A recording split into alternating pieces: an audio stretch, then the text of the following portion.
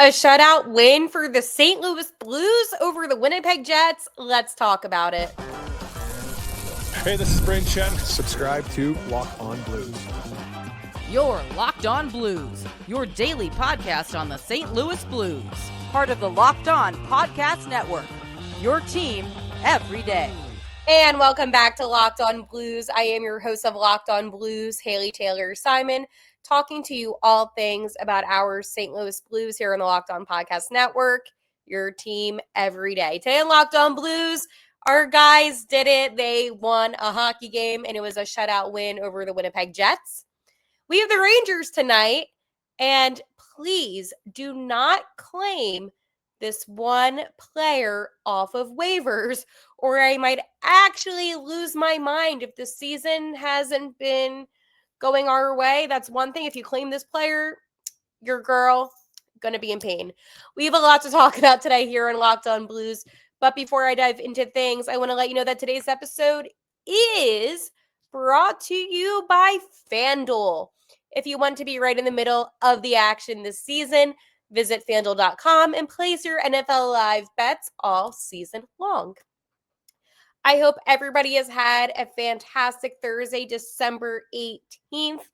I know I have, because it was a victory Thursday after the Blues' 1-0 win over the Winnipeg Jets, with Joel Hofer making all 24 saves. It was an uneventful night when it came to the scoring aspect of the contest, as I did mention that it was a 1-0 win. And about a little past the midway point of the second period, it was Justin Folk who was able to score for the Blues. But nonetheless, the Blues played much better hockey against the Jets. And most importantly, we saw Joel Hofer look strong in net. I know that the Blues have dealt with a lot of struggles recently.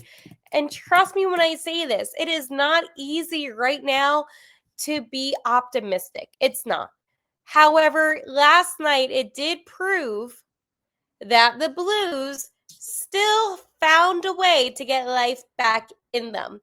There was times throughout the game where I found myself yelling at the TV for Robert Thomas to just shoot the puck. But I find that I do that a lot, and not just in this type of game, but just in general. Otto did have his NHL debut, and I thought he was fine. I was a little bit nervous about Otto Stenberg, actually, just because I thought it might be a little too soon, but nonetheless, he did a good job. I knew in my heart, in my soul, I knew that the Blues were going to win last night. I felt good once the game begun. Not before the game, but once it begun. And I have to say, it was very bold, by the way, for Winnipeg to put Connor Hellebuck in net.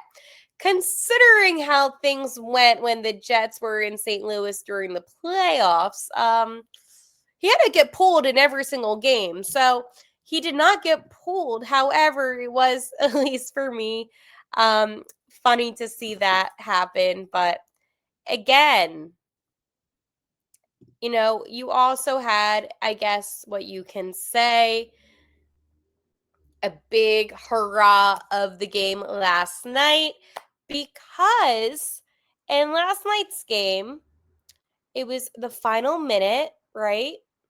Under 1 minute remaining. Okay? First time these two teams met since the playoffs. Well, Josh Morrissey got tangled up with Pius Suter behind Winnipeg's net, and Jets defenseman Logan Stanley didn't really take Suter's messing, so to say, with one of his team's stars, and developed a huge cross check to him from behind. And Stanley was assessed a game misconduct for his actions against Pius Suter. And the misconduct put the Jets on the penalty kill with 41 seconds remaining, which then sealed the deal in the loss. Now, do I think that the Jets would have won if they didn't have the penalty kill? No, I don't think so. However, didn't help the case, right? But I get it. Like, you're standing up for your teammate, but it was just such a dumb decision. And it benefited the Blues because Pius Suter, he's okay. Thank you, hockey gods. after we've been dealing with an injury bug, literally. But nonetheless, it was a bad decision for Winnipeg to make. But again, at the end of the day, the Blues, they were able to get 2 points. And for me, that is something that I find to be huge because to me, this was a revenge game, okay? It was revenge. I mean, the last time you played this team, you got eliminated from the playoffs. So it definitely was not good. But I also want to kind of mention, too, that the Blues, I mean, you had both Jonathan Berggren and Otto Stenberg making their Blues debuts. Obviously, Otto with his NHL debut. And again, they played well. And Monty spoke about Stenberg and said, I thought he was really responsible, good puck support. His intelligence keeps the team connected, and we didn't get too spread apart. He has really good habits, stops, comes right back to the house. He made some really good reads on our penalty kill and in our D zone coverage, too. I thought it was really good for him to start his career. So, again, really good for that. So, anywho, I think overall, you could say last night was a success. It was a good game. Now, again, Joel Hofer, obviously, with those 24 saves, that was major for this Blues team because at the end of the day, a lot of the blame this season has been put on the 2 goaltenders between Joel Hofer and Jordan Binnington. But I think that Joel Hofer had a statement type of game because, mind you, my friends, he never really was in the position to face the Jets, right? I mean, it was Binnington in net. So this was a way for Hofer to kind of come out and be like, yeah, I'm here too. I'm somebody that you don't want to mess with. Now, I don't know if he thought that. That's what I thought. But it was a good win and a good 1-0 win. Sometimes when the games are 1-0, it does get a little bit boring. And for me personally, I don't think that these two teams playing against each other will be boring for a good amount of time just because of the history that they now have with each other. I think that these are two teams that you could have in a Winter Classic. I do. I'm going to say it. I do. I would love to see more Jets and Blues. Now, both these teams have to get better, in my opinion, but I feel like that would be so much fun. Let me know what you think because that is something that I kind of, okay, I'm not going to lie. The playoffs, did it hurt me? Absolutely. 1.7 seconds will haunt me for life. It still does. I'm not over it, but what I will say, the one takeaway that I had was that was one of the best, if not the best series in the playoffs last year was the Blues Jets first round series. That was so entertaining for so many reasons. And I think that these are two teams that put on a good show against each other. They might hate each other. And honestly, I get it because I'm the same way with Winnipeg fans now. But I would really like to see a Blues Jets Winter Classic. I don't know. I think that it would be a lot better than the Florida one that we're getting. But again, like the Blues, I mean, we were just in the Winter Classic last year against Chicago, so I don't know how soon we would be gifted with another Winter Classic. Yeah, probably not for a while, but I would like to see these two teams in the playoffs against each other again because it was entertaining. I just don't think both of these teams are going to get to the playoffs. That's the only issue. Considering how the Jets' seasons have been and the Blues, I mean, it's not looking very promising that either one of these teams will go to the playoffs. But I can't wait for them to play each other again. I'll say that. That's a fact because they will play each other again. Let me go look on that date of when they're going to play each other again because I know that it's going to be relatively soon, and it is. They're going to be in Winnipeg January 20th and March 15th. March 15th, by the way, is a 2 o'clock puck drop. How about that? A 2 o'clock puck drop. So I believe that would be a Saturday if it's going to be March 15th or a Sunday. Listen, when it comes to providing you with your most accurate Blues information, I will do that. But when it comes to knowing the days, I'm not good at that. Oh, it's a Monday. 15th or 16th? Oh, 15th is a Sunday. Okay, so it's a Sunday 2 o'clock puck drop. Interesting. All right, moving on. We do have the Rangers tonight. But before I talk to you about the Blues Rangers, I want to talk to you about my friends over at Monarch.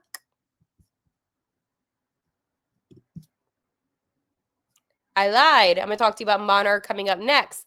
Right now, we have our friends over at FanDuel.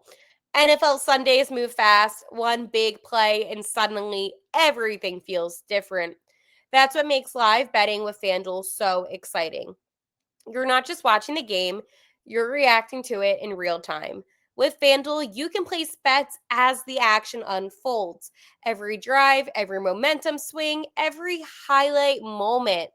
Live betting is best when the games start to shift. A receiver gets hot, a defenseman tightens up, or the momentum flips after a turnover. FanDuel lets you jump into the moment. Live spreads and money lines adjust instantly. Player props adjust as the guys heat up. You can bet next touchdown scores, drive results, totals, and more. It keeps you locked into every snap, every drive, every possibility. So if you want to be right in the middle of the action this season, visit FanDuel.com and place your NFL live bets all season long. FanDuel, the game moves fast, and so can you. The St. Louis Blues are hosting the New York Rangers tonight. And again, this New York Rangers team, it's a really interesting season that they've had because I do want to talk about it just a little bit so you can get a better understanding. Right now, the Metropolitan, it's all over the place. You have teams like the Canes that have consistently been at the top, and then you have teams that were the top that are now at the bottom, like the Penguins. However, you have the Rangers who are in 7th right now in the Metro, posting up 16, 15, and 4, accumulating 36 points. And yes, I get it. Better than the Blues, absolutely. But at the end of the day, I mean, this is still a team that has a goalie like, Egor Shesterkin. You also have JT Miller. I mean, you have different players. You have, Braden Schneider. You have, like, I'm just like naming off the top of my head. Who else is on the Rangers that's good this year? Panarin, Rempe, but I wouldn't. Jonathan Quick. Nonetheless, they have other guys. Trocheck, I think, is still on. So, yeah, interesting team. However, for the Blues, I do believe that this is a game that's a little bit more attainable than we think. But at the same time, I don't trust the Blues in a sense. The Canucks most recently on Tuesday defeated the Rangers 3-0. The Rangers then fell to the Ducks on Monday 4-1. So on this road trip so far, the Rangers have yet to find any success. And I have to say, I am not surprised about that, just considering how the Ducks have been this season. A little surprised about the Canucks, to be honest. But hey, listen, that's the game of hockey. I don't know. You lost, your captain. Like, that sucks. But, throwing shade a little bit. But luckily, though, for the Blues, there is some good things tonight because Jordan Binnington will be in net after 3 straight starts from Joel Hofer. And Monty said the team needed a rest. First of all, and he's been the negative benefiter of our poor play. When we've played poorly, it's been in front of Binner, I think. Given him the opportunity to work and prepare and get back in the right mindset that makes him an elite goaltender in this league. What I have to say to that comment is I agree. I think that it's really easy to blame your goalies when your team is not playing well. And I feel like a lot of the blame was shifted on Jordan Binnington. Now, do I think that Jordan Binnington is a bad goalie? No, I do not think that in any single way. I don't. I defend Binnington all the time. But we also need to be real when it comes to, I don't know, how we handle our negative emotions.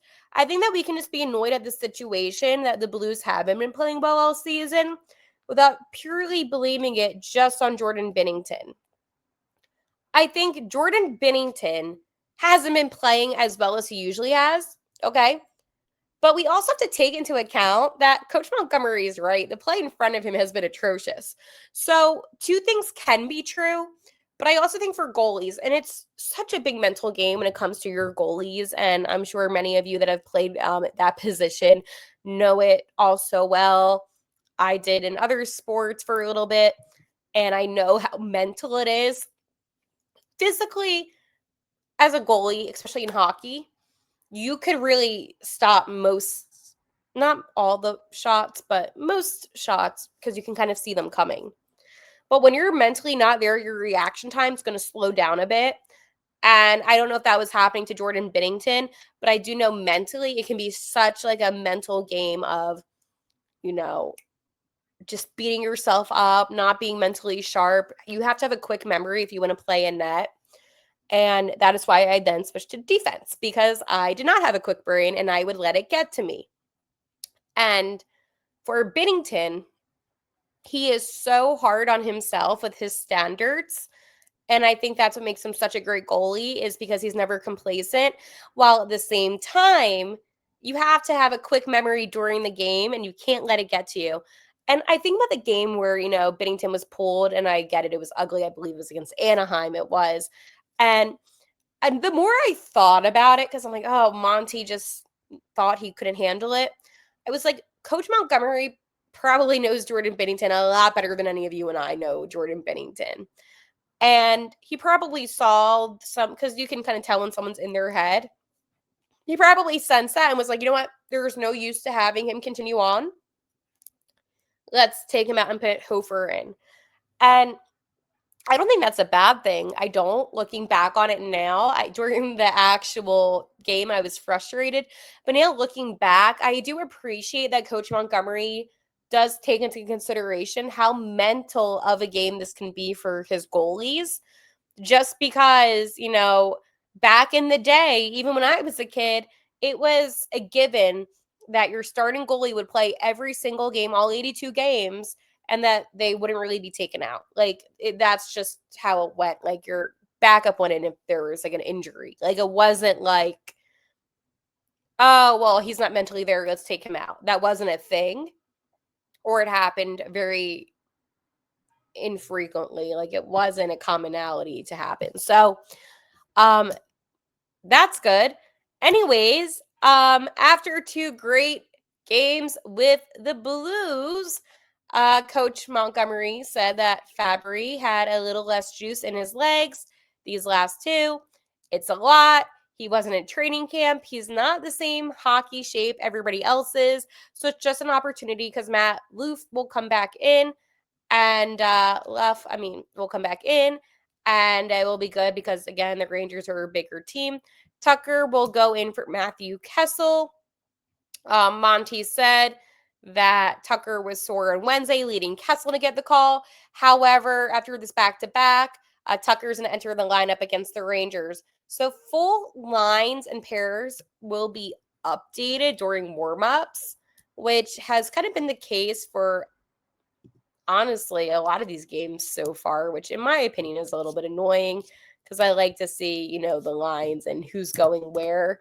But I guess what I can say is that we can look off of some of the lines that we've seen and make our assumptions of where players are going to go. Maybe. Just because, again, at the end of the day, like, I'm going to give you yesterday's, and then I'm going to place together where I think it's going to change. So yesterday on the first line, it was Robert Thomas, Fabry, and then Bushi. Second line was Braden Shen centering. Yes, he's back centering. To the left, Jake Neighbors, and to the right, Otto. Third line, it's Dvorsky, then P.U. Suter, and then Bergen. And then on the fourth line, it's Sonny, Alexi, and then Mojo. I think because Fabry's out, Jake is going to go up into a spot. And then you might have Matt come in where Jake is on the second line. Maybe, or maybe you would, I don't know how much tweaking you can do. Defense, Philip Robert, Colton Parayko. You're going to switch out Matthew Kessel for Tyler Tucker, have him with Justin Folk, and then Cam Fowler, Logan Mayu, and then Binnington and net. That would be my prediction. Now, would I say that Tyler Tucker and Matthew Kessel are second pair defensemen? No, I wouldn't. But for whatever reason, Monty really likes Cam Fowler and Logan Mayu together, so can't argue with what we've been seeing. All right, now I'm going to talk to you about my friends over at Monarch. The holidays are amazing, but they can also get overwhelming fast. Travel, gifts, parties, year-end expenses. It's really easy to lose track of your money this time of the year. And that's exactly why Monarch has become such a game changer for me. If you want to keep your finances under control this holiday season, you need to be using Monarch. Rated Wall Street Journal's best budgeting app of 2025. Monarch is the all-in-one personal finance tool that brings your entire financial life together in one clean, simple dashboard.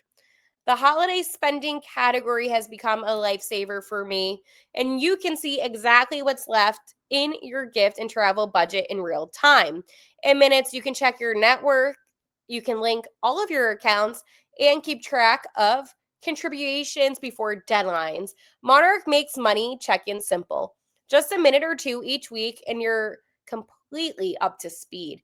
And it's great for couples. You get shared dashboards, shared goals, and fewer wait. How much did we spend in conversations? Now, I don't have to worry about those kind of conversations, but I know you probably do. So don't let financial opportunities slip through the cracks. Use code LOCKEDONNHL at monarch.com in your browser for half off your first year.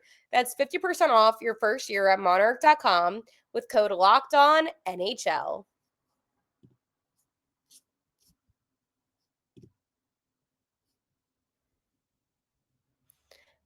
Okay, I'm going to go on a little bit of a rant for a second, but I say this out of love for the Blues and wanting the best for them. I have seen in the past couple of days the Blues, claimed a guy off of waivers, and then, there's been players being put on waivers. And today, Egor Zamula was placed on waivers by the Philadelphia Flyers. He is a defenseman that's played for them. And if the Blues pick him up, I will literally lose my mind. Now, this is a player that I have spoken to before on numerous occasions and a player that I have enjoyed talking to. However, at the end of the day, he is not the defenseman that's going to solve any of your issues. And I worry that they're going to pick him up because he is fine for what it is, in a sense that on the Flyers, who honestly have blown out expectations of how their season's been, he is a player that I feel like would play somewhat well with the Blues, and that makes me nervous. And I feel like right now, with how this team is playing, they might look at him and they might say, well, maybe we can claim him. I mean, he shoots left. He's 6'3". I mean, he's a big guy, Russian. I don't know if that has anything to do with anything, but my concern is that the Blues are going to see this and they're going to try to claim him off of waivers. And right now, no one has claimed him off of waivers. And again, I am a little bit nervous about that. And there's no kind of, I don't know, there's no buzz around it. But I did post on Locked On Blues on my Twitter account at Locked On Blues. And I will read you the tweet because this tweet was legitimately me telling you guys you do not want him. I know we all saw who in the NHL was placed on waivers. Don't claim. Don't claim. Don't claim. And then there are some people that said who. And then some people said not a Zamula fan, and then Zamula.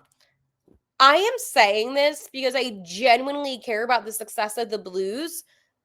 Don't waste your money. Don't do it and then watch them do it. Don't do it. Folks, I'm telling you, you do not want him. He is inconsistent. There's a lot of turnovers, has bad possession when it comes to puck control, or lack of puck control, I should say. Like, he is not a player that you should want on this team. And I worry that Doug A is going to look at him and say, you know what? He plays a little bit of a better game than a Tyler Tucker and a Matthew Kessel. And he's going to claim, don't do it. I am telling you. If you want turnovers, if you want someone that's not going to get back there in time, then yeah, claim him. But I am telling you that I do not think it's going to work out. And I am very scared about what might transpire. So I am watching. I am.